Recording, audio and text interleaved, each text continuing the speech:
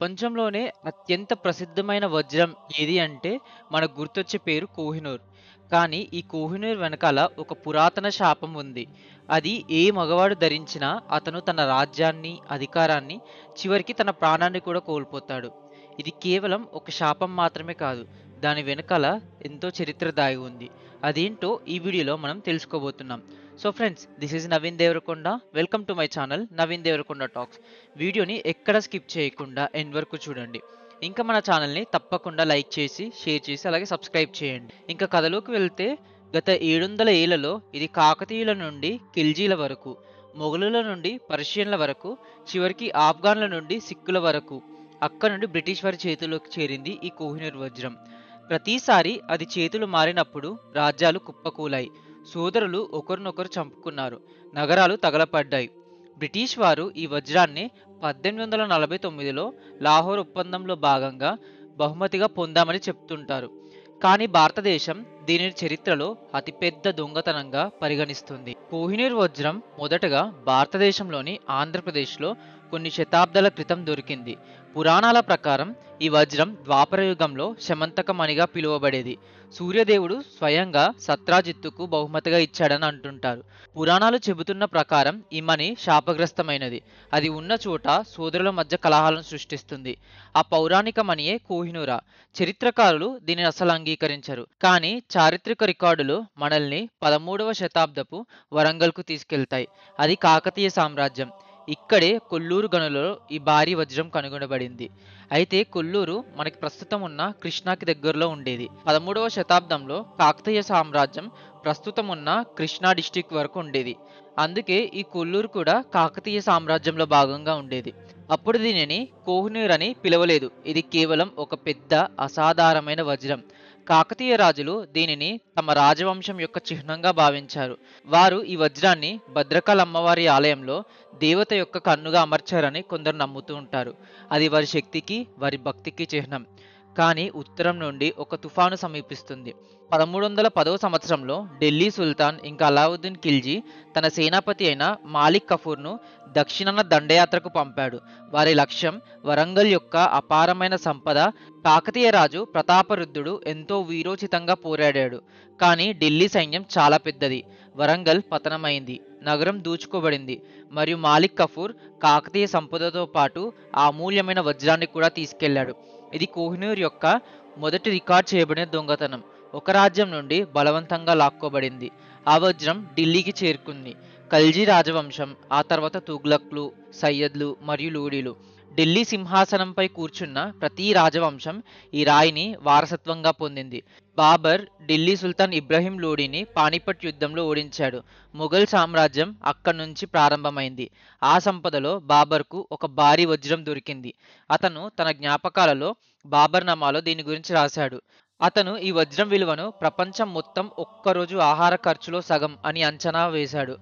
అతను ఈ వజ్రాన్ని బాబర్ వజ్రం అని పిలిచాడు. ఈ వజ్రం మొఘల్ చక్రవర్తుల వద్ద ఉంది. ఇది వారి శక్తికి అంతిమ చిహ్నంగా మారింది. కానీ మొఘల్ చరిత్ర కూడా సోదరుల మధ్య యుద్ధాలతో నిండి ఉంది. హుమాయూన్ తన సోదరులతో పోరాడాడు. అక్బర్ తన కుమారుడి తిరుగుబాటును ఎదుర్కొన్నాడు. ఆ తర్వాత షాజహాన్ వచ్చాడు, తాజ్మహల్ నిర్మాత. అతను అపారమైన సంపద, లగ్జరీకి ప్రతీక. షాజహాన్ కేవలం వజ్రాన్ని తన ఖజానాలో ఉంచలేదు. అతను దానికోసం ఒక అద్భుతమైన ప్రదర్శన సృష్టించాడు. ప్రపంచ ప్రసిద్ధి చెందిన నెమలి సింహాసనం. ఇది నిర్మించడానికి 7 సంవత్సరాల టైం పట్టింది, మరియు తాజ్మహల్ కంటే 2 రెట్లు ఎక్కువ ఖర్చయింది. మరియు ఈ సింహాసనంలో పైభాగంలో 2 నెమళ్ల మధ్య ఆ వజ్రం అమర్చబడింది, నెమలి కన్నుగా. కానీ శాపం చూడండి, షాజహాన్ ఆ సింహాసనంపై కూర్చున్న చక్రవర్తి తన సొంత కుమారుడు ఔరంగజేబ్ చేతిలో చిత్రహింసలు పాలయ్యి చివరికి చనిపోయాడు. అతని చివరి 8 సంవత్సరాలు ఆగ్రా కోటలో బందీగా గడిపాడు. ఔరంగజేబ్ పాలనలో మొఘల్ సామ్రాజ్యం ఎంతో విస్తరించింది. కానీ లోపల అంతర్యుద్ధాలు మొదలయ్యాయి. అతని మరణం తర్వాత మొఘల్ సామ్రాజ్యం బలహీనపడింది. సింహాసనం కోసం జరిగిన యుద్ధాలు ఢిల్లీని రక్తసిక్తం చేశాయి. నెమలి సింహాసనం మరి దాని కన్ను నిశ్శబ్దంగా ఈ పతనాన్ని చూస్తున్నాయి. 1739వ సంవత్సరం మొఘల్ సామ్రాజ్యం బలహీనంగా ఉన్న సమయంలో పర్షియా నుండి ఒక క్రూరమైన పాలకుడు నాదిర్ షా ఢిల్లీపై దండెత్తాడు. అతను చరిత్రలో అత్యంత క్రూరమైన దండయాత్రలో ఒకటి చేశాడు. ఢిల్లీలో 3 రోజుల పాటు యుద్ధం చేసి నగరం యొక్క అపారమైన సంపద మొత్తం దోచుకున్నాడు. నాదిర్ షా ప్రతిదీ తీసుకున్నాడు, కానీ అతనికి కావాల్సింది ఒకటి ఉంది: పురాణ బాబర్ వజ్రం. అతను ఖజానా మొత్తం వెతికాడు, కానీ అది ఎక్కడా దొరకలేదు. బలహీనమైన ముఘల్ చక్రవర్తి మొహమ్మద్ షా దానిని తెలివిగా దాచాడు. ఒక ప్రసిద్ధ కథనం ప్రకారం మొహమ్మద్ షా ఆ వజ్రాన్ని తన తలపాగాలో దాచాడు. నాదిర్ షాకు ఇది తెలుసు, కానీ అతను దానిని బలవంతంగా ఎలా తీసుకోగలడు? నాదిర్ షా ఒక ప్రణాళిక వేశాడు. ఇది దౌత్యపరమైన మేధస్సు లేదా అత్యంత తెలివైన దొంగతనం అని చెప్పొచ్చు. ఒక విందులో నాదిర్ షా మొహమ్మద్ షాను సోదరుడిగా ప్రకటించాడు. పర్షియన్ సాంప్రదాయం ప్రకారం సోదరులు శాశ్వత స్నేహానికి గుర్తుగా వారి తలపాగాలను మార్చుకుంటారు. మొహమ్మద్ షా షాక్కి గురయ్యాడు, కానీ అతనికి వేరే మార్గం లేదు. అతను నిరాకరిస్తే అది యుద్ధ ప్రకటన అవుతుంది. వణుకుతున్న చేతులతో మొహమ్మద్ షా తన తలపాగాను తీసి నాదిర్ షాకు ఇచ్చాడు. నాదిర్ షా తన తలపాగాను అతనికిచ్చాడు. ఆ రాత్రి తన గుడారంలో నాదిర్ షా ఆ తలపాగాను విప్పాడు. ఆ వజ్రం అతని చేతిలో పడింది. ఆ వజ్రం కాంతి మొత్తం ఆ గదిని నింపింది. ఆశ్చర్యపోయిన నాదిర్ షా అరిచాడు, కూహ్ ఇనూర్, పర్షియన్ భాషలో కాంతి పర్వతం. అక్కడి నుండి ఈ వజ్రానికి కోహినూర్ అనే పేరు వచ్చింది. మొదటిసారిగా ఈ వజ్రానికి దాని ఐకానిక్ పేరు వచ్చింది ఇక్కడే. నాదిర్ షా నెమలి సింహాసనాన్ని మరియు కోహినూర్ను పర్షియాకు తీసుకొని వెళ్ళాడు. భారతదేశం తన అమూల్యమైన సంపదను కోల్పోయింది, కానీ శాపం అతన్ని వెంబడించింది. కోహినూర్ దొరికిన తర్వాత నాదిర్ షా క్రూరంగా, అనుమానాస్పదంగా తయారయ్యాడు. అతను తన సొంత కుమారుణ్ణి అంధుణ్ణి చేశాడు. అతని పాలన భయంతో నిండిపోయింది. కేవలం 8 సంవత్సరాల తర్వాత 1749లో నాదిర్ షా తన సొంత సైనికులచే హత్య చేయబడ్డాడు. శాపం మరోసారి దెబ్బ కొట్టిందని చెప్పాలి. నాదిర్ షా మరణం తర్వాత అతని సామ్రాజ్యం కుప్పకూలింది. కోహినూర్ అతని జనరల్ అహ్మద్ షా దురానీ చేతికి దక్కింది. అతను ఆఫ్ఘనిస్తాన్లో దురానీ సామ్రాజ్యాన్ని స్థాపించాడు. అలా 70 సంవత్సరాలు ఆఫ్ఘనిస్తాన్లో ఉంది కోహినూర్. అలా ఎన్నో అంతర్యుద్ధాల తర్వాత భారతదేశంలో రంజిత్ సింగ్ చేతికు ఈ కోహినూర్ చేరుకుంది. రంజిత్ సింగ్ ఆ వజ్రాన్ని ఎంతో ప్రేమించాడు. అతను దానిని తన తలపాగాలో లేదా తన భుజబంధంలో ధరించేవాడు. అతను ఆ కోహినూర్ వజ్రాన్ని తన గుర్రానికి కూడా కట్టాడని చెబుతారు. అతను శాపాన్ని నమ్మాడా? బహుశా అతను దానిని ధరించాడు, కానీ అతని పాలనలో సిక్కు సామ్రాజ్యం బలంగా ఉంది. అతని శాపాన్ని ధిక్కరించినట్టు అనిపించింది. కానీ 1839లో మహారాజా రంజిత్ సింగ్ మరణించాడు. అతని మరణశయ్యపై అతను కోహినూర్ను ఒడిషాలోని పూరి జగన్నాథ్ ఆలయానికి విరాళంగా ఇవ్వాలని కోరుకున్నాడు. అతను ఆ శాపాన్ని శాంతింపచేయడానికి ప్రయత్నించాడని కొందరు చెప్తుంటారు, కానీ రంజిత్ సింగ్ కోరిక నెరవేరలేదు. ఆయన మరణం తర్వాత సిక్కు సామ్రాజ్యం కుప్పకూలింది. అతని కుమారులు ఒకరినొకరు చంపుకున్నారు. దర్బార్లో కుట్రలు కూడా జరిగాయి. పంజాబ్ సింహం మరణించిన 10 ఏళ్లలో అతని శక్తివంతమైన సామ్రాజ్యం నాశనమంచున ఉంది. తూర్పు నుండి మరొక శక్తి ఉద్భవిస్తుంది. అదే British East India Company. 1884 Anglo సిక్కుల యుద్ధం మొదలైంది. సిక్కులు వీరోచితంగా పోరాడారు, కానీ అంతర్గత ద్రోహులు మరియు బ్రిటిష్ వారి ఉన్నతమైన వ్యూహాల కారణంగా ఓడిపోయారు. పంజాబ్ సింహాసనంపై చివరివాడున్నాడు, మహారాజా దిలీప్ సింగ్. అతను కేవలం 10 ఏళ్ల బాలుడు. British governor general lord Dalhousie పంజాబ్ను పూర్తిగా స్వాధీనం చేసుకోవాలని నిర్ణయించుకున్నాడు, మరియు అతనికి ఆ వజ్రం కావాలి. దిలీప్ సింగ్ తన తల్లి రాణి జిందా కౌర్ నుండి వేరు చేయబడ్డాడు. ఆమెను జైలులో పెట్టారు. ఆ బాలుడు ఒంటరిగా భయపడి శత్రువుల మధ్యలో ఉన్నాడు. అతనిని లాహోర్ చివరి ఒప్పందంపై సంతకం చేయమని బలవంతం చేశారు. ఆ ఒప్పందంలోని 3వ నిబంధన ఇలా ఉంది: కోహినూర్ అని పిలువబడే వజ్రం లాహోర్ మహారాజా చేత ఇంగ్లాండ్ రాణికి అప్పగించబడాలి, అంటే సరెండర్ చేయాలి. గమనించండి, బహుమతి అని కాదు, అప్పగించబడాలని రాసింది.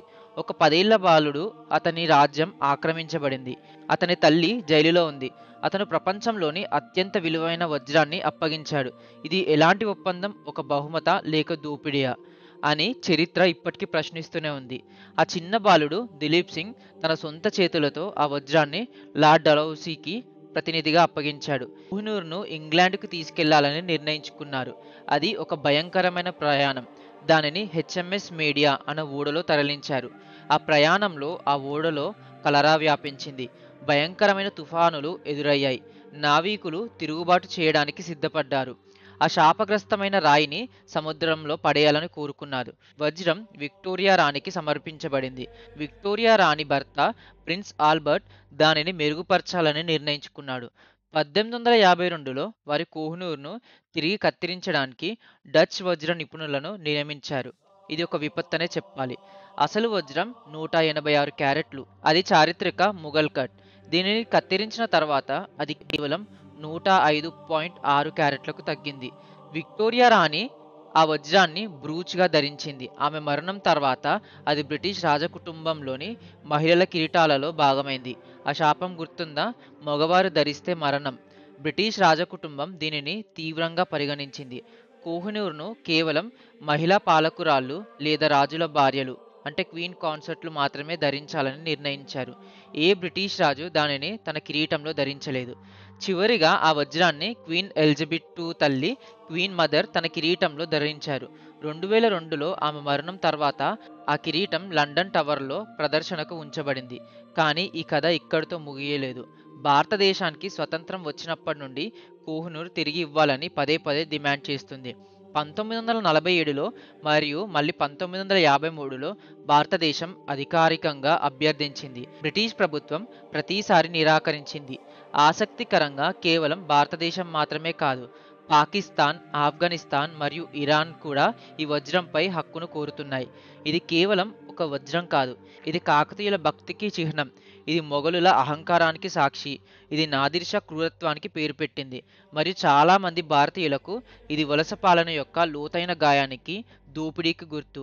ఒక రాయి 7 శతాబ్దాల లెక్కలేనన్ని యుద్ధాలు, కుప్పకూలిన సామ్రాజ్యాలు. దాని ప్రయాణం ఆంధ్రప్రదేశ్‌లోని గనులలో ప్రారంభమైంది మరియు లండన్‌లోని కిరీటంలో ముగిసింది. చరిత్రను ఎవ్వరూ తిరిగి వ్రాయలేరు, కానీ భవిష్యత్తును మార్చగలమా? ఈ కాంతి పర్వతం నిజంగా ఎవరికి చెందుతుంది? దాన్ని సృష్టించిన భూమికా, లేక చివరిగా స్వాధీనం చేసుకున్న వారికా? ఇది కేవలం చరిత్ర గురించి ప్రశ్న కాదు, ఇది న్యాయం గురించి ప్రశ్న అని చెప్పవచ్చు. మీరేమనుకుంటున్నారు? కోహినూర్ ఎప్పటికీ లండన్‌లోనే ఉండాలా? లేకపోతే అది తిరిగి భారతదేశానికి అప్పగించాలనుకుంటున్నారా? కమెంట్ రూపంలో తెలియజేయండి. ఇలాంటి ఇంట్రెస్టింగ్ స్టోరీస్ కోసం మన ఛానల్‌ని తప్పకుండా సబ్స్క్రైబ్ చేయండి. మరొక అద్భుతమైన వీడియోతో మీ ముందుంటాను. Until then thank you.